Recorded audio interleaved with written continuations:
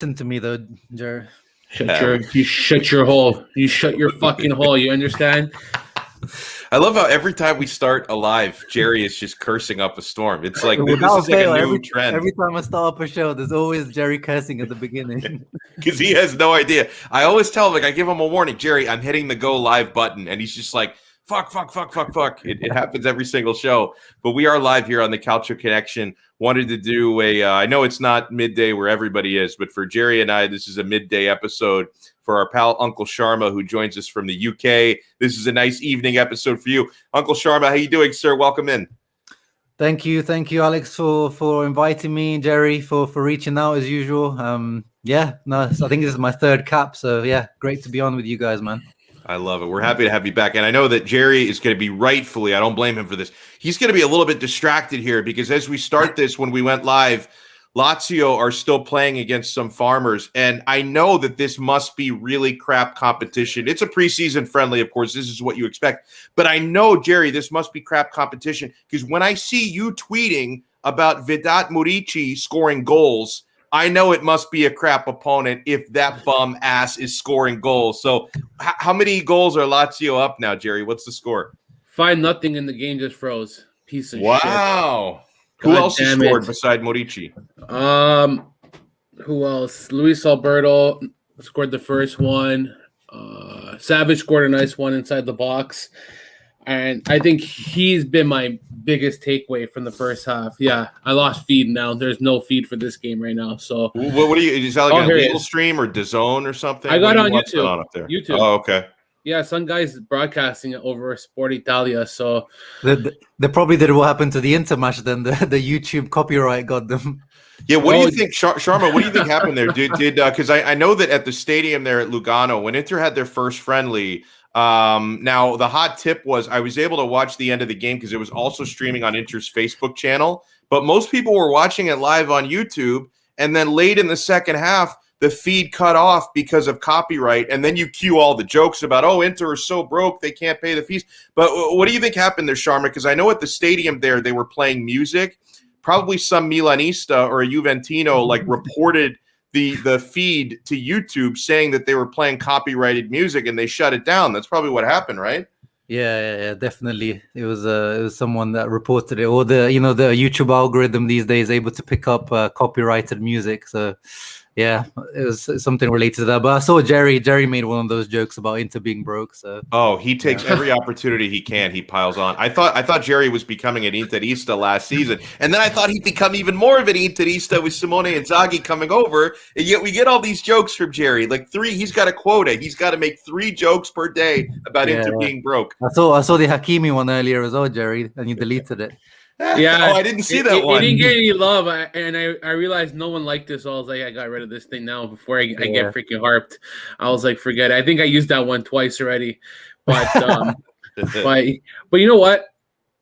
On the Inzaghi topic, as much as I miss him, there's one thing I don't miss about him, is that he's so one-minded at times where he never gave players a chance to try out, even in training. And that's something with Sarri where he's used every single player. And the one guy who stood out the most so far to me is Ramato. I believe is 18 years old. And a lot of people last year said he wasn't good enough to make it into the first team. He scored like 20 goals apparently with the Primavera squad. But how can you say that a guy doesn't deserve to be in the first team if he's never given a chance to play with the first team? There are certain players who probably strive better at a higher level compared to the Primavera because they're playing with better competition. They're challenging themselves. A lot of people say that he's too small to be with the first team. I think that the fact that we switched to a 4-3-3 is perfect for him now because he could play on the left wing. And a guy that is small of his size doesn't have to depend on scoring up in the center as like a center forward. So I think this is a guy who, if I was drafting for pools and are looking for goals, he can be a surprise late pick. I just think that he'll strive under Sarri. Yeah, I hope so. And I love our guy. By the way, welcome into the chat. I'm so glad Dieter could be in there because I know usually we're on, in the evening times. Eastern Standard Time. So for people like Sharma and for people like Dieter over in Europe, we're just on too goddamn late for a lot of folks. So the fact that we're on today, midday, our friend Dieter from Belgium is with us. Our guy Mario, the chat never feels complete without Mario, because Mario always gives so much crap to Jerry that he makes Jerry's blood boil, the whole thing, the veins pop in his head. We love having Mario aboard. We were talking about Inter's finances, and something, Sharma, I find this to be kind of amusing. I see so many people complaining on social media who ordered Inter's new shirt, and the home kit, it looks fresh with the scales and everything. I really like it. But I see so many angry people because they ordered the shirt at a time before the sponsor was officially announced, because Inter couldn't start putting Socios.com or the Inter fan token logo on the shirt until they officially announced the sponsorship. So for a very short period of time, they were actually shipping the shirt with no sponsor logo. But then as soon as the sponsor got locked in, they started printing it on the orders. And I see all these angry people that are like, oh my God, I ordered the shirt blank with no logo, and they sent me this logo and I hate it. And okay, listen, I can understand to an extent if you're annoyed because you thought you were getting the exact shirt pictured at the time you hit order and you got something different. But don't we understand the fact that, guys, Socios.com are paying 20 million goddamn euros per season to get their logo on the shirt? I don't think that they're going to accept Inter shipping out blank jerseys. Like, as soon as that deal got locked in and they're paying 20 million euros to be on the shirt, you better believe Inter are going to be printing the logos on the shirts that they ship out. Yeah, man, I understand both sides of the story. I mean, people are saying obviously it's false advertising, which it is. If you've advertised it on your website and every image with, Barella, everyone is wearing the sponsorless version, you think that's what you're getting. So I understand where they're coming from. But as you said, 20 million euros these guys are paying. They're probably stopping shipments from going out, like at the warehouse. Like, stop them right now. Print the logo on there. So it is what it is, man. I'm sorry for people who've ordered it and are feeling angry. Shouts out to Anthony, of course, Privatero. He's so angry. I find it. And listen, I love Anthony is one of my favorite dudes on Calcio Twitter. And he helps us out because sometimes he does the daily doses of Inter for us. So he's kind of become a part of the team. I love him. But yet, Anthony, I find your anger amusing about the shirt because it is what it is, bro. I mean, you rock your Inter fan token loud and proud. Let's get Chile's coin to the moon. CHZ to the moon. I love this is we can get Jerry's take in on this as well as wait, hold on. I will send Mario an invite. Actually, we can get him in the room as well. But Dieter asks, what are your takes about the shirts of Lazio and Roma this upcoming season?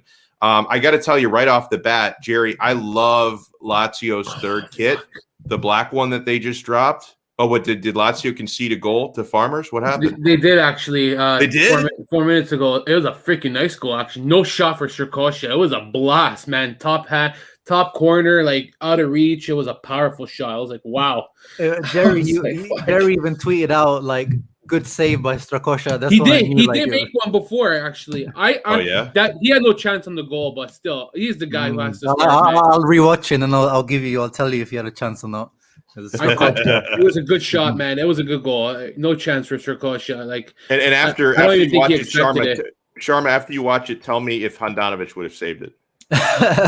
Well, we know the answer to that one, probably.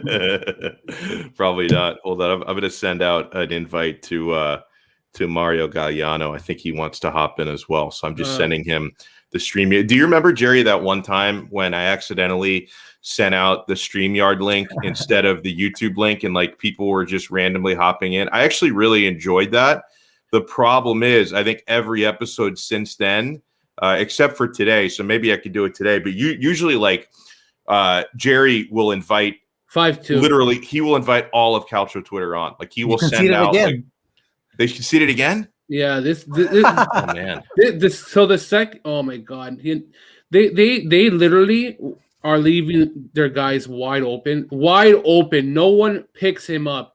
Who is at fault here? Patrick? Is it Patrick? Probably Patrick. Yeah, if he's on the field, it's his fault. Patrick, and freaking the other idiot. But anyways, it's like Dalbert was struggling against Lugano. That's the same. Oh my god.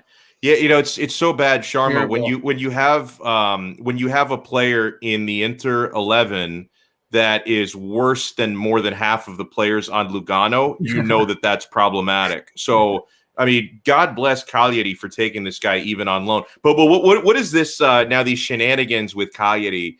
I always use this term to describe them on the Daily Dose of Inter. That is a bum-ass club, Cagliari. Like, for the last 2 years, these guys were, finessing Inter for Raja Nainggolan. It was always like, oh, yeah, send him to us on loan, but pay 80% of his wages. And no, we don't really want to buy him permanently. We can't afford it, but we're happy to take him on if you pay 80% of the wages. And now I see that Cagliari supposedly, this is according to the Italian media, so take it with a grain of salt, but now Cagliari are like, oh yeah, we'll loan Nandez to you, but you have to pay a 10 million euro loan fee. So it's like, bro, you get to do us a solid at some point. Yeah, it's like one-way street with these guys. Like, how many favors are we gonna do for them? We gave him Diego Godin on a free transfer as well. Right. I heard that he was like one of their best players last season. And now we kind of gave him Asamoah, but he was, he left the club anyway. And now they took Daubert. It's like at some point, I'm hoping, we were talking about the Cranio, maybe they could help us out getting a Handanovic replacement there. At some point, they need to help us out with something, these guys, man. Yeah, because it's like, oh yeah, if you say, yeah, we'll loan him to you, but you have to pay a 10 million euro loan fee, then it's no longer a loan. That's the first installment of a sale at that point. It's no longer a loan. That defeats the entire purpose. All right, we have Ericsson FC himself with us now, Mario Galliano. And actually, speaking of Ericsson, it's been confirmed that Serie A, as we suspected, because we talked about this about a month ago, Serie A would not allow him to play again in Italy unless he gets the device removed from his chest. What is it called? Like the ICD or something that will theoretically restart your heart if he, God forbid, what happened to him in that Denmark game were to happen again. He's got that device implanted in his chest, and Serie A would not allow him to play again in Italy with that device in his chest. So he may, as we suspected, even if he does resume his footballing career, Mario will likely never be allowed to play at Inter or in Italy ever again. Sad to see. I hate to see it. I was reading about it, and it brought tears to my eyes because now I have to replace him with Çalhanoğlu. I mean, so are you Hakan FC now? I have to be. He's the next big thing. Kebab FC. Will be. Oh man, Buzz, man.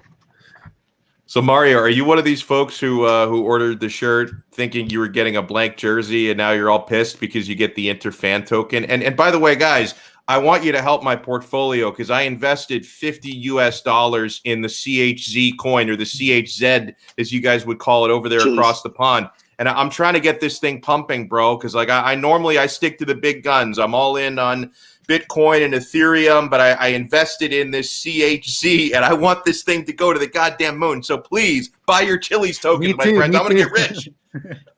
I actually didn't buy the jersey, and I'm probably not going to. I don't like it. Really? Do you not like it? I don't like it. Really? I don't like anything about it. I don't like the home. I don't like the away. Especially the away. That thing's ugly. Do you want to end up like Lazio and just have nothing on it and not have a sponsor? Like, do you want? At least you got 20 million at least. I don't care for the sponsor. Okay, it's not the problem. That's I think the jersey itself. That's fine. I want the black that and I blue. respect. I want something. What about the away one? Do you like the away one? I hate that even more. Really? I like it with the serpent on it. Man. I like it. I'm liking all the ones this year. I like weird ones, but I don't like it. I didn't buy the away kit last year, the tablecloth one, and and for me not to buy a kit, that means I really didn't like it, because I buy usually every year. I'm buying all three: the home, the away. There was one year I must have done really well financially that year, because there was one year where I actually bought two versions of the home kit, because I got two different names. I got a Skriniar and I got a Brozovic, so I bought two home kits. I had 4 kits that year, so I haven't done that in a while. Last year, really? I got D'Ambrosio and I got Ericsson. Wow. I love like what the criteria that Mario uses to rep players, because like he was repping Ericsson when Eriksson wasn't playing, right? And he reps D'Ambrosio. So it's like, I can understand people from January on repping Eriksson, like when Conte figured out how to use him or he figured out how to play under Conte. But Mario was repping him long before Eriksson had the trust of Conte.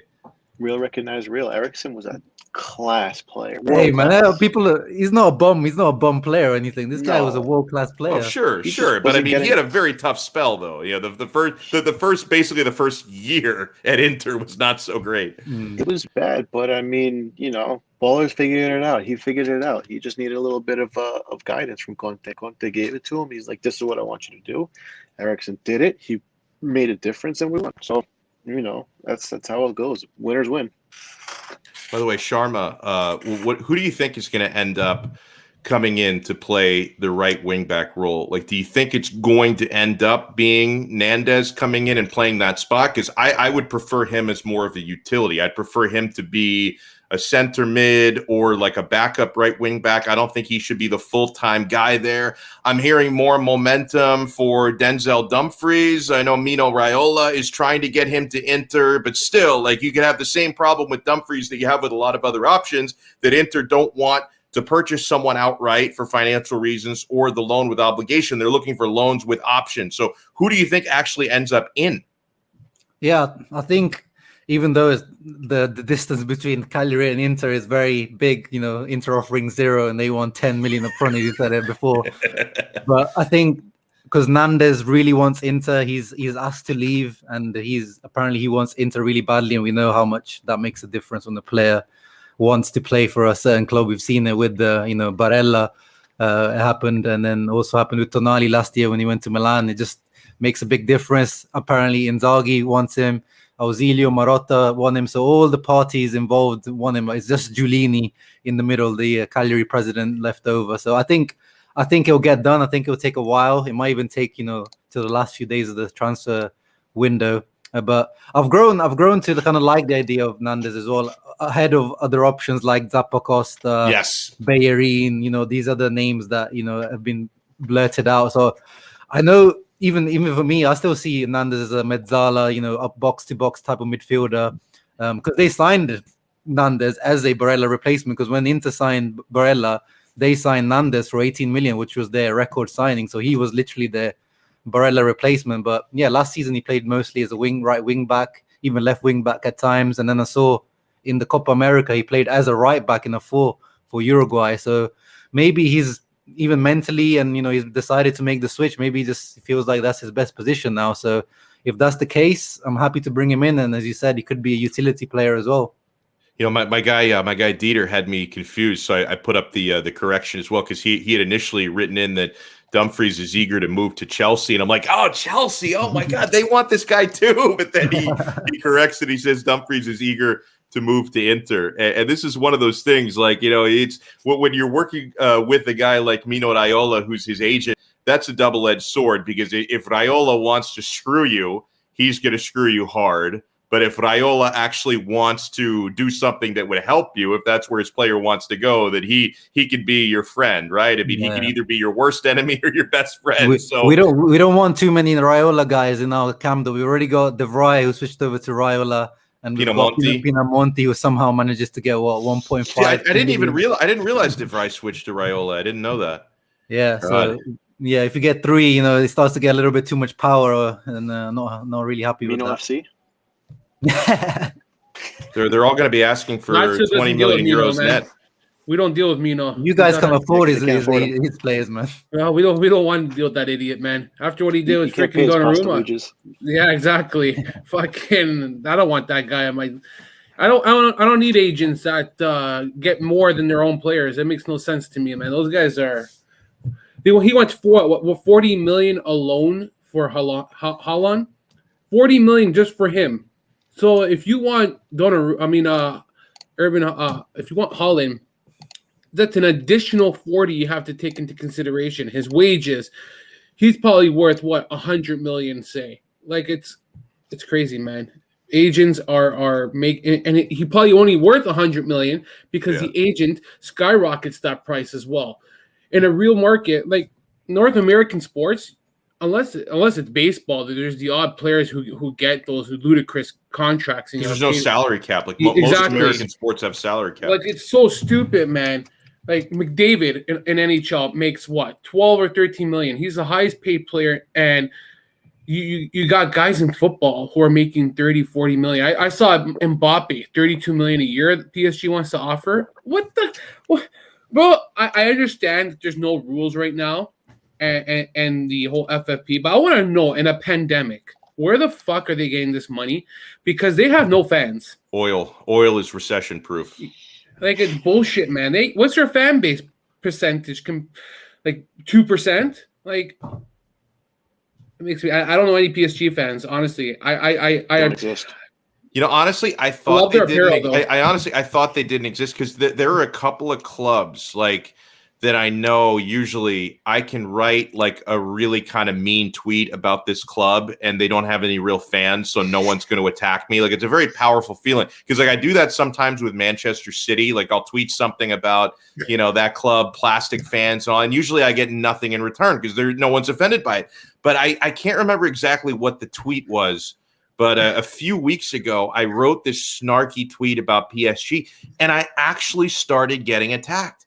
I don't know how long those people have been fans for. They might have been fans for a year. But I used to be able to make PSG jokes with impunity. No one would go after me. But I was actually getting attacked for making a PSG joke. So they're out there somewhere. I would comment on PSG's stuff on Icardi FC, and people would just randomly pop out of nowhere and be like, "Oh no, Mbappe, this other people are so much better." And he sits on the bench. I'm like, man, you guys are a bunch of bozos. What'd you start watching yesterday? Wow. No, totally. I mean, all the rich history of that club. So, Jerry, is it over? How's Lazio doing? And what club are they playing against? Because I know I saw it earlier today, and I totally forgot. I'm sure it's some farmer's side, farmersonly.com. I don't know if they're farmers, because David Lonhole said a good comment here. Don't forget, Roma barely beat Triestina 1-0, and that's the team who Lazio beat today 5-2. And you know what? Di Massimo scored both goals, and they were both nice goals by him. Okay. Good runs, everything. Give him credit. It's a City of cheese side compared to what they were playing the last two games, where the last team they looked like 18-year-olds they were playing. Club Radio. I don't know who the heck they are. They had phones ready to take pictures with them. That just tells you enough. Yeah, it was amazing. But well, what happened was that the team that you guys played last week, they showed up wearing their McDonald's uniforms, and they had to change out of those into their jerseys. Here's my takeaway from this game. The first half is your best starting 11, okay? So obviously you're going to dominate against a good team. The second half, you're testing your depth to see who you got, what there is. They scored one goal. It was an own goal. It was a fluky goal. It just proves to me that our depth is not good, man. Johnny on the left side, we need a left winger. If Correa is not willing to play left wing, they got to hurry up and sell him and get his ass out of here, because the second striker is not even going to be Caicedo. Caicedo will be gone too. You invested $20 million to Murici. I think Sarri is going to be you. I know, Mario, but at the end of the day, I agree. Hold on. Under Sarri, you don't need any depth because he's just going to make the same substitutes and have the same starting 11 all season long. Like, you just need. I mean, usually you just need 3 subs players. I guess since there are 5 subs allowed now, you just need to have 16 decent. Although he may only use 3 out. He only used 3 out of the 5 subs. Well, here's how I look at it. Caicedo's got 1 year left on his contract. Do you run it to the risk that you don't make $7 million on him and you lose him on a free? Or do you keep him, and the chances you don't even use him this season because you're still investing into Murici? And I know that Mario doesn't like him. I get that. But I look at some – hold on. I look at some factors going into – no, seriously. I look at some serious factors. When he arrived to Lazio, he didn't have a preseason, okay? That's one thing. His first game was in October. Don't go blaming this on me, Jerry. This is you. You don't. No, I'm just saying. You're defending yourself now, Jerry. I have to. He's arguing. I gotta go with the facts here. He didn't have a preseason training. He didn't play till October. When he came back from injury, Inzaghi never used him. The last 4 games of the season, he finally got to start. You sound like McGregor fans, man. He had shin splints. So it's stress fracture. I gotta give players the benefit of the doubt because Caicedo had a very terrible first season with Lazio. People wrote him off right away, thinking he wasn't good enough. What happened the following 3 seasons? He scored 26 goals in Serie A. Like, if he has a second bad season, absolutely agree. Then there's something wrong. And he had COVID, yes. He also had COVID as well. That's exactly a good point, David. He also had COVID, which affected a lot of players. It affected Dybala. Dybala wasn't the same this season. I think COVID really affected him. I'm always willing to give the benefit of the doubt where you're going from a league to a new league. Not everybody can transition to the Serie A. Maybe in a 4-3-3, it suits him better, given that he'll have 2 players out wide to deliver him crosses. Today, I watched Alberto deliver a nice set piece, high in the air. What does he do? He uses his strength and his height. That's where Murici is very beneficial. The guy is not good at holding up the ball. So you use where a player is. I don't know. I'm willing to give Sarri a chance because Sarri has helped Insigne play at the left side. He made Mertens go to a false 9. Maybe I'm wrong about Murici. Maybe Inzaghi didn't use him right. Maybe he just didn't. Maybe it's not even Inzaghi. Maybe it's the fact that 3-5-2 didn't suit him. Or how does a player get into a rhythm if he doesn't play consistently? So there are so many factors, man. I think with these players that come to Serie A, you have to give them the first season basically has to be a void in a lot of cases. Like we look at players like Eriksen, Lozano, and I'm going to throw Osimhen in there from Napoli because I'm very critical of him. But I've always said the second season is we're going to see the real player because the first season they get used to the league, new coach. The Serie A is not easy to just jump right into and become a star for even the biggest players. Second season, Lozano came in. He's one of the best players for Napoli all year. Eriksen, it took him a full year because we bought him in January. In January of this past year, he started to actually play and grow into the player that a Serie A player. So he was able to make his way. And I think with Murici, sure, I joke around with him all the time with you saying he sucks and you're always criticizing him. But we'll see the real Murici this year. And again, it's unfair with the coaching changes to give him exactly, like hard determination of the player he is because Inzaghi didn't use him well or whatever the case was, and now he's learning a new system in Sarri, which I don't know if it's the easiest to get thrown into and become successful with it. So that might take a little bit longer. So it might take another 6 months or so for him to find the player that he needs to be to succeed in the Serie A and in Sarri's system. I just find the Jerry Mancini bipolar roller coaster with Vedat Murici to be one of the funniest things because when that guy screws up, oh my God, when that guy screws up, Jerry is the first one to tweet 20 million down the drain. It's not the screw up, it's how he does it though, man. It's just a simple football play. Like the defending against Milan wasn't solely on him, but like not finishing that scoring chance against Sampdoria when everyone remembers the swift kick where he misses the shot and like it goes wide. It's just little things that become very frustrating and it becomes reoccurring. But again, it's harder. It's easy to get on a player than it is to support a player when they're struggling. So we'll see what happens this year. I think the biggest takeaway is that he has a full preseason training. I think that is, and that goes for any player, not just Murici. I don't care who you are. If you don't get a full summer to train with your team, that is like a whole month of not just practicing and playing games, understanding your movement, how a player plays, understanding your teammates. He's going to have a good understanding of Felipe Anderson on the right side and Raul Maro on the left side. And he started the first half today, which is very vital, and I think it's very important to take away that Murici started over Caicedo in the first half with the best players, and that's a sign that maybe Sarri's considering Murici and Caicedo's out the door. I know that he's been mentioned to Inter. I think a lot of people better look out for him because I don't see him part of Lazio this season. He's not going to be a third striker in a 4-3-3. No shot. And he's already mentioned he wants increased playing time. So a lot of question marks, man. But we'll see. So.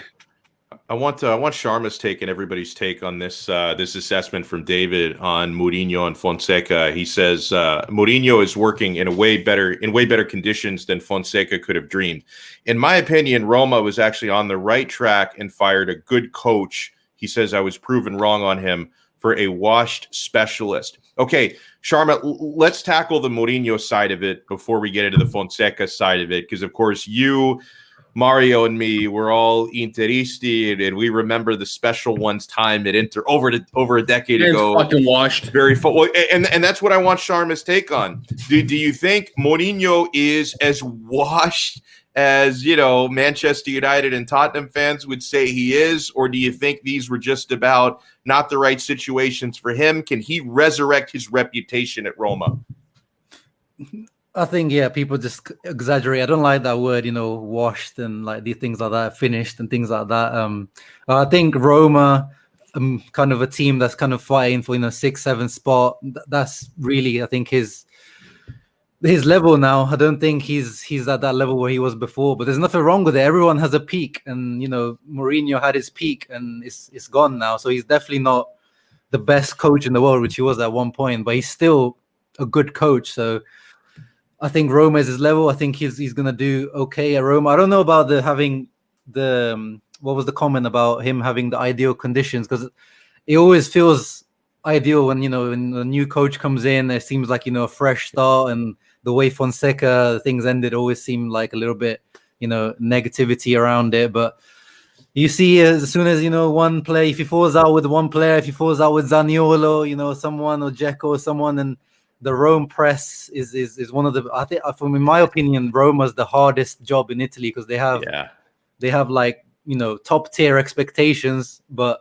the budget is not really there, and the fan base is one of the most passionate, and one of the media is just absolutely brutal. So I think he's gonna do well, but I don't think he's washed. But I think that's just his level. That's my opinion. Well, the thing for me, and I want Mario's take on all that, is like, how do people define success for Mourinho? Because if you define success by winning a Scudetto, I can't in my wildest dreams see that happening over the next couple of years, potentially while he's at Roma. So that can't be how you define success. Is it getting back in a Champions League and being there for a couple of years? That's going to be tough because the Serie A looks pretty top heavy now, but that's obviously more attainable than winning a Scudetto. So I don't think this is impossible. And I do think that on paper, and Sharma brought up a couple of wild card factors, right? Are you going to have fallouts with some of your players? Are you going to lose any important members of that dressing room? Like, because that and the press, those could be factors for Mourinho, no doubt. But on paper, Mourinho should be able to make that team a lot more hard-nosed defensively and a lot more cynical. And that team was shipping in way too many goals for fun last year. So Mourinho on paper should be able to fix that with his mentality. But what do you think about all that, Mario? And how would you define success for Mourinho at Roma? It's a tough one because they're always a team that's supposed to be in the top 4, 5, that's like pushing. But they've fallen off, and I think Mourinho is able to bring them back to that kind of how do I put this? It's like he's going to be up there. He's going to bring them back to where they want to be. They're not going to be pushing for a Scudetto yet, but they're kind of like a team that's halfway in shambles, if the way I saw it, at least, because there was never really certainty. Fonseca was loved and hated from what I remember. So I don't think he was the right man for the job. He didn't really have the backing from the ownership, which always is a problem. But Mourinho, you know what you're getting. You're getting a top tier coach no matter what, and he's going to fix every little thing from the bottom to the top. So I think, however, Roma is the best team in Rome. I don't know about that. They're not the best team in Lazio. So I think he's gonna whip him back to shape. Like, I think in Tottenham they didn't really give him everything he needed to succeed. They were kind of like, here's your team, go out and make it work. And they weren't really like that great of a team in my eyes. They had Harry Kane, Son, who got hurt, and he like Dyer. That's what I remember. I watched the All or Nothing, and that's about it. I don't watch Premier League like that. So you just watch the reality TV version, and I watched Ted Lasso. Yeah, I haven't watched that yet, but it's so good, bro. You'll love it. I gotta watch it. I gotta get on. Dude, I just hope what would be amazing, and I haven't watched the new season yet. I think they just started it. I would love it if, like, at the end of this season, he like gets sacked or leaves and he takes a job in Italy or like in another country. Because, like, okay, like if they're gonna do like 4 or 5 seasons of that show, all the jokes they make about England and he hates tea, like that stuff is gonna get old after a couple of seasons. Like, send him to Italy and then you can refresh the entire show. Just let him take it by storm and just use his like cluelessness to better the Italian people. To better the Italian. How dare you speak about Italy like that? Right? Imagine. Oh my God. They'll be like, who the hell is this guy? What the hell is he talking about? Oh man. So I want to I want to find here it is. This question from Dieter. What do you think about this? Well, I'll start with hold on. Before we get to this, I want to get Jerry's take on Mourinho. So we'll put a pin in that question about Handanovic because but the thing is I need Jerry's take though, and I think Jerry, I have faith that he can take his bias out of it. So Jerry, how would you define success for Jose Mourinho at Roma, and do you think he can take them back to the promised land? Well, so wash up, I don't mean like wash up meaning he's done. I mean wash up meaning that he's no longer the guy that he once was, where he was so successful and had that potential to make teams to the top. That's where I say he's washed up. Or in the terms like he's not that guy anymore. If he wants to be unwashed, he needs to burst the bubble and start being more open-minded and try to adapt and maybe change a little bit his style. Maybe try to do something different, not always do the same thing where he's been used to for like a whole decade and plus. Whatever didn't work in recent times, you change it. You try something new. The problem is, how do you tell your grandfather who's 70-year-old to do the garden a different way when he's doing the garden for like 30 years? Italians are so stubborn that they stick to one way, and some Italians maybe do have a plan B or C. Not very few I know. Not many I know. But success, I define success as winning a treble, winning trophies. That always defines what success is. I know that a guy like Pochettino, who before PSG, people think that he created something with Tottenham, a family environment, and he got them to play at such a high level. But that's not success to me, man. That there's nothing successful though, because you didn't achieve anything. In order to be successful, you need to achieve something. I could be wrong about that, but you're always remembered on what you were able to win with the team, not what you were able to do with the team. Like, oh, that was a beautiful brand of football 10 years ago. Not everybody always remembers that for me, but I know Sharma doesn't agree, but I don't remember Pochettino. I don't think. Well, why do you remember Pochettino? I'm just saying, why not? He's Tottenham. If you ask Tottenham fans, they still take as soon as you say Pochettino, they're like, yeah, take him back in the heartbeat. That's the effect that he's had in those 5 years he had. Trophies is too simplistic to way to look at things. Jerry, when Mourinho's a big advocate of taking steps to get to the next level, so he's always been an advocate of saying, like, in order to win Champions League, you need to make the groups. Then you have to make it to the knockouts. Then you can win. Do you think Roma give him enough time to get to that where he wins that treble, or do you think they call it a quits because he's taking too long after a season? I know our guy Hristo predicted that he's not going to make it till January, Mourinho. And but listen, and if there's anybody volatile enough where things could go south that quickly, it could be him. But I do predict he will make it at least one full season. That's my prediction. Easily. Yeah. That's a good question, Mario. And I think that a team like Roma doesn't have patience right now. They're looking for now. They're not looking for what you can do for me in 3 years. That's already gone through with the James Pallotta era, where he done a successful job of ruining that club, which I love him for. But James Pallotta is one of my favorites. One of my favorite Romanistas. But, I wish he'd buy Juventus. Oh shit! Yeah, me too. Don't worry. But it's a good point.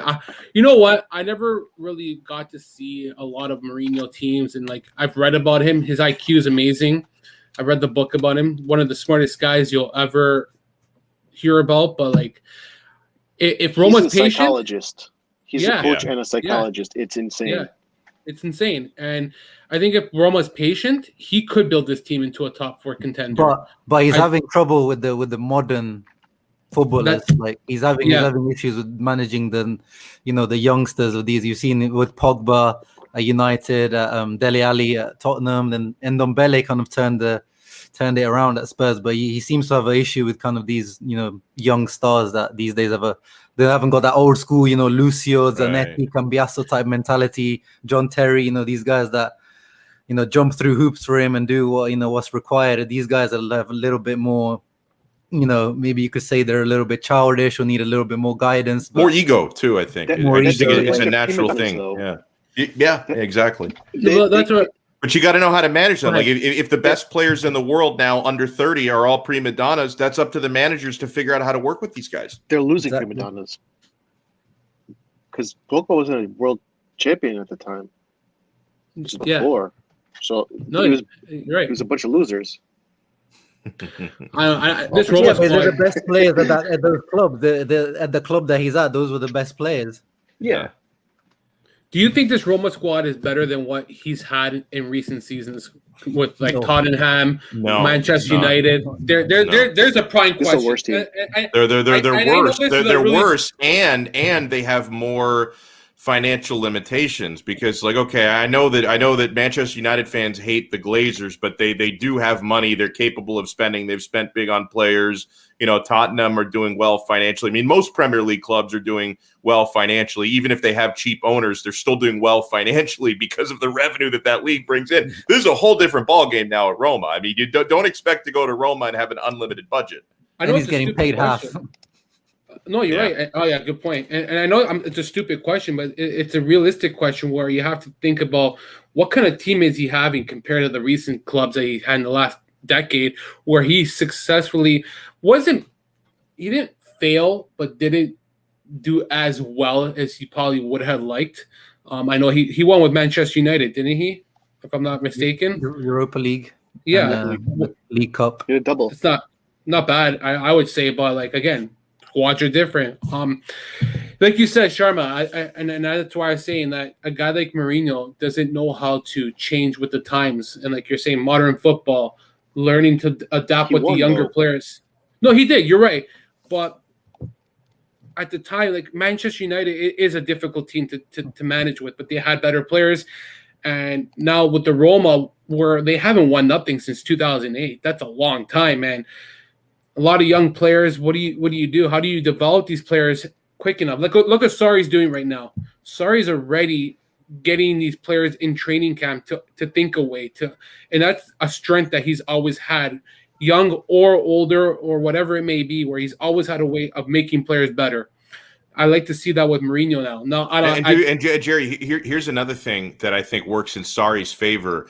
He had a sabbatical, he had some time off. And dude, when you work as hard as these coaches work of big clubs, you get burned out, man. I mean, to be able to have a year off to recharge the batteries, and Max Allegri, my God, he had 2 years off to charge the batteries. I am frightened of what he is going to bring to Juventus this coming season. Whereas Jose Mourinho, when is the last time this guy charged his batteries? He's been, every time he gets sacked from a job, 3 days later, he turns up managing another club. Honestly, he might have done himself a favor by taking a year off. Instead, he just dives head first into the next opportunity.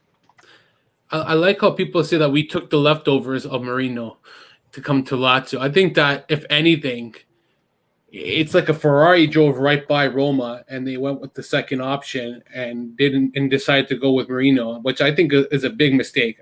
Sarri would have been a massive upgrade over Mourinho because back to Sharma's, and I know that Mourinho's has more success under his belt, absolutely. But the circumstances of Lazio are much less. I know that we don't spend as much money as Roma does, say, considering that they're $260 million in debt the last time I saw. But spending is proving that it's not always the case, the solution to everything. We picked up 4 players, all on freeze, basically. $3 million for Felipe Anderson. And they're players that adapt to Sarri's system. And Tari's doing some good work here finally this summer after 2 bad years.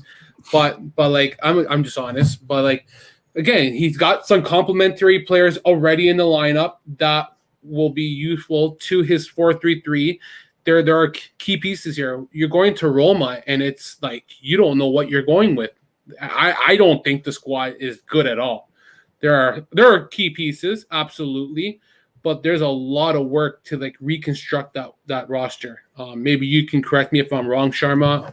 I'm not the football expert of everything. I just think that you lost Spinazzola. He's not playing till November. Oh, yeah. You don't know what you're gonna get with Zaniolo yet. Knock on wood. I don't care if he's a Roma player.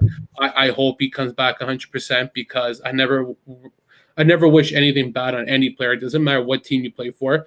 People who are like that should go fuck themselves. But and again, there's just so much dead weight there. There's so much dead weight at Roma. Like, so you guys tell me, man. And maybe I'm wrong. Like maybe I've lost the plot, but I think that. But I think Sarri kind of dodged the bullet with Roma because I think he would have been fired in a year.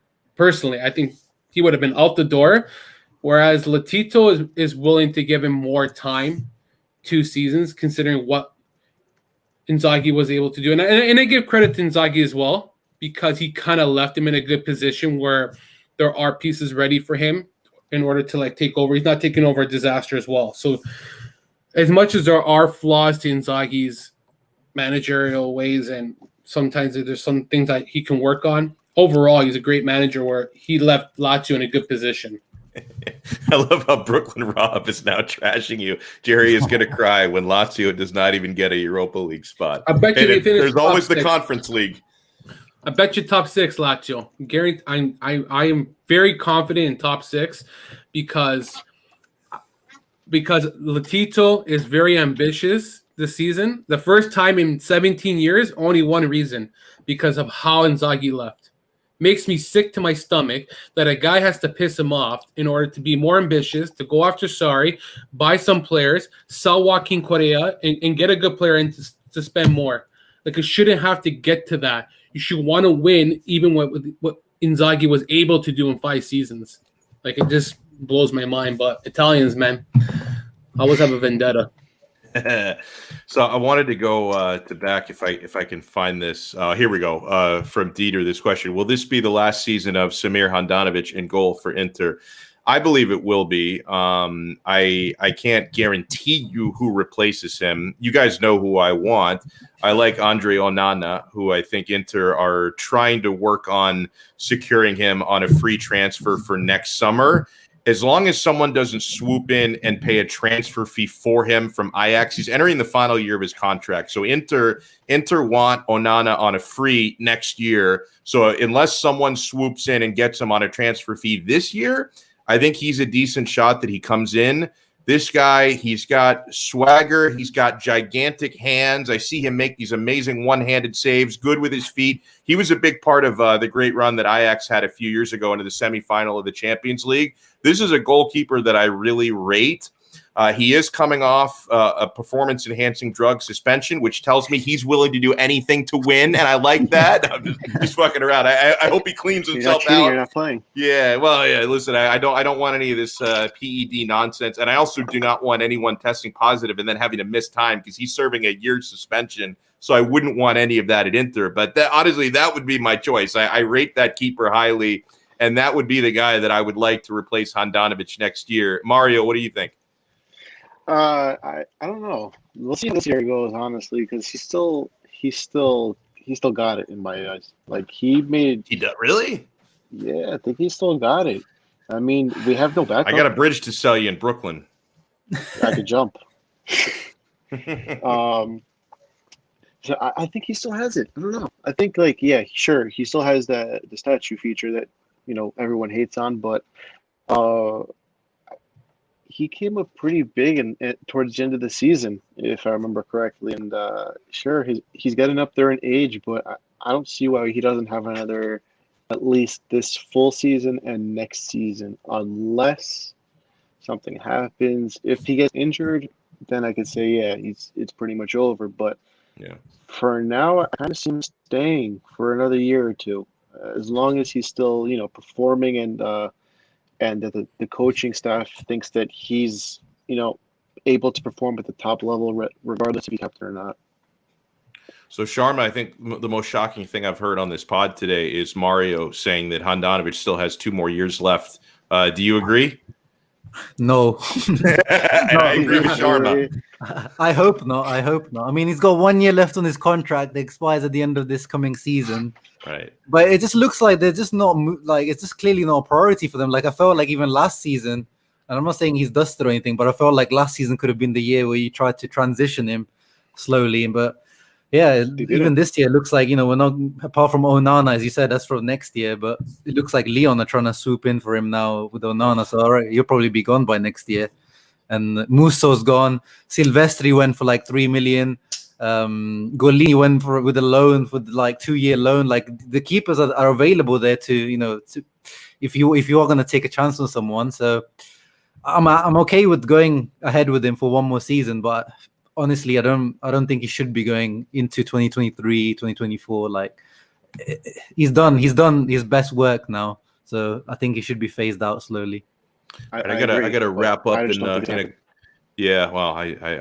completely agree with Sharma, and I disagree with Mario. Very disrespectfully, I disagree. I gotta go do some parenting in a couple of minutes, so I want to give everyone a chance to plug whatever they're working on. I'll let Jerry go first because I know that Jerry probably has 15 articles in his drafts. He's got like 11 articles for the Laziali. He's got 4 Serpents of Madonnina stories. Probably he's breaking down Inzaghi. What are you working on, Jerry?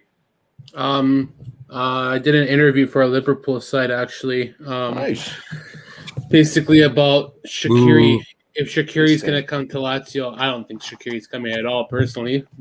15 million for the last 2 seasons has been garbage, so I would never pay 15 million for that guy, but that's just me. I wrote a piece about your boy Vedat Mariki and how I think he can have a bounce back season. That's your boy. And if he plays a shitty first game, Jerry's going to write the story about how they never should have bought him in the first place. And I wrote about Ribery and how we should not sign this guy.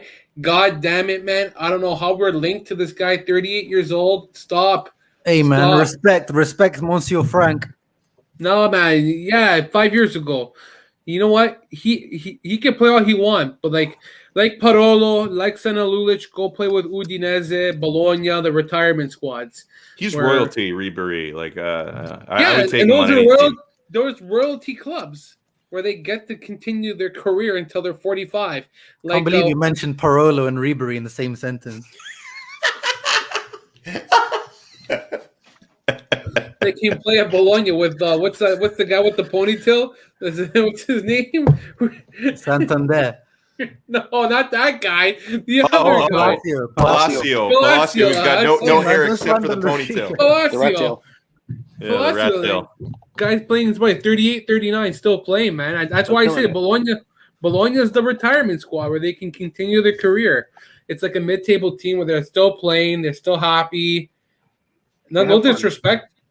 No disrespect to Ribery, but like my article shows how many games he was hurt the last 2 seasons. Lazio can't afford, especially a team like that who doesn't have a lot of depth, can't afford to buy someone who is never available. I respect that he's a great player. Don't get me wrong, Sharma. Great player. but he's also 38 years old too, and you have to keep that into consideration. He spun your defense like last season. I remember. Yeah, Patrick, for God's sake, man. He's younger than Ibrahimovic. Oh, don't give me excuses. He went past Acerbi. He went past the Bosch at his near post. Like, it was a great goal. That fucking guy. I don't know. I just, not only Lazio, he was doing it to everybody. Yeah, I get it, man, but like I just don't want him. Lazio's the oldest squad last season. The oldest squad in Serie A, man. So that is another thing. Get older, man. Scaring me. I'm having parties in my backyard right now, knowing that we have 2 young guys in the squad who have potential for Lazio. No, it's been over a decade. By the way, how did the 13-year-old play today? I didn't. Oh, the next Messi. He's 16 years old. That's not for me, man. I'm just hey, hold on. That's not for I'm just saying I just quote what is reported. Messi similarities, not the exact Messi, similarities to how he plays. What is his name? Luca Romero? Luca Romero. The what? Jerry doesn't even know who Carlone. Has he hit puberty? Who the fuck is Carlone? Look up. Hey, man, we need to educate you. Little seal. The little seal dribble. My man. He was the next Messi. Yep. Iturbe? He was the next Messi. How did he pan out? That they don't. So, next Messi. He's the next, be careful. The next Messi. You know what? I don't expect him to be the next. Messi yeah, exactly. I don't expect anybody to be the next Messi. But if he just pans out to be a very good player and turns out to be good as, like, say, Luis Alberto or Savage and perform well for Lazio, I'm happy. That's all I want, man. Like, by the time he breaks the first team, they're long done. Oh, man. So huge thanks as well to Uncle Sharma, the Zio of Calcio Twitter, for joining us. And his YouTube channel is awesome. Mr. Sharma, where can people find you? Yeah, just type in Uncle Sharma on YouTube, and hopefully you find me or some other Indian guy talking about cricket. Probably, I don't know. I'll watch both. But yeah, recently got to 2K subscribers on YouTube. So thank you, everyone. Yeah, just into news, into match reactions and stuff like that. So check it out. It's huge. I guess Mario dipped out. He was he didn't want to do his plugs, but you can follow him. Whatever his Twitter handle is, God knows. But he does some stuff with Inter Worldwide, our good friends. So check out Inter Worldwide, support them, support Mario. And, Brooklyn Rob seems upset we didn't talk enough Juventus on this episode. Hey, Brooklyn, it's going to happen eventually, Rob. Just keep watching every episode. You never know when the Juve talk is going to come. And actually, ironically, Rob, I think he may have watched the replay, but he missed our most recent episode. We had our guy Cliff on, Cliff Esmiol. He was talking Juventus. So that was like the most Juve content we've had in an episode in a long time. So we'll do that again at some point. No more fucking Juve. No more. No, we're done. No more Juve. It's banned. Okay, it's banned. All right, fair enough. If I hear about Juve one more time, I'm going to have a heart attack, man. I can live with that. So huge thanks to Mario for joining us, for Uncle Sharma. Subscribe to his channel. He's got over 2K now. We want him over 20K by the end of the night. Bitch. By the way, make sure you subscribe to our channel. Many different ways to find us. Calcio Connection on YouTube. Just search Calcio Connection, subscribe. We don't have nearly enough subscribers, so get on that. We just created a Twitch page, and I'm embarrassed to even plug it because the Twitch page is brand new. We have literally 1 follower. So whoever that. Oh, is that Uncle? Oh my God! So our one follower is in the chat with us. That is humiliating. Follow us on Twitch at Calcio Connection, and the majority of people who consume our content listen to the audio replays, which is fine. But we want to get more people on the videos as well because we stream most of these episodes live. But you can follow us on the audio platforms.